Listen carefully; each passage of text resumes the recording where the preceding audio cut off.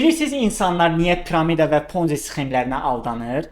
Səbəblər ondan ibarətdir ki, işsizlik və ya maddi vəziyyətin çətinliyi, asan, həmçinin də tez pul qazanmaq arzusu, niyyəti, bu dəfə fərqlidir düşüncəsi.